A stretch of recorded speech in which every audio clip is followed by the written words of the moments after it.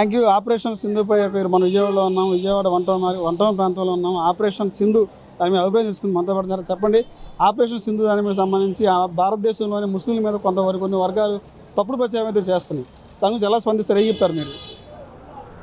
ఈరోజు పాకిస్తాన్ మీద భారతదేశం పాకిస్తాన్ చేసిన ఏదైతే టెర్రరిస్టులు ఒక సామాన్య ప్రజల్ని మతం అడిగి చంపారో వాళ్ళ మీద ప్రతీకారం తీర్చుకోవడానికి ఈరోజు భారతదేశం ఒక ముస్లిం కర్నల్ సూఫియా ఖురేషీని పెట్టి ఈ సింధూర్ అనే ఆపరేషన్ని మొదలుపెట్టింది.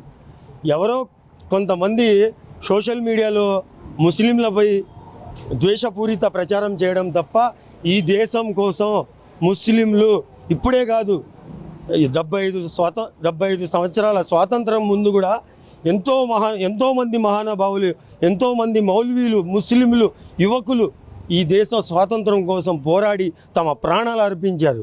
ఈ దేశం మంది ముస్లింలకు హక్కు కూడా ఉంది ఈ దేశం మీద. పాకిస్తాన్ ఎవరండి? పాకిస్తాన్ మీద మేము యుద్ధానికి వెళ్ళాం.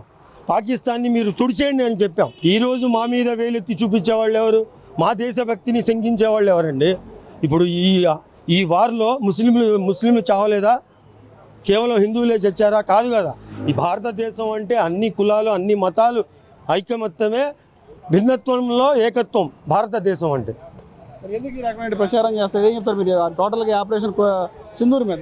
ఇది కేవలం రాజకీయ దురుద్దేశంతో ప్రచారం చేయడం తప్ప భారతదేశంలో ఉన్న ప్రతి ముస్లిం ఏ క్షణంలోనైనా భారతదేశం కోసం ప్రాణాలు ఇవ్వడానికి సిద్ధంగా ఉన్నారు.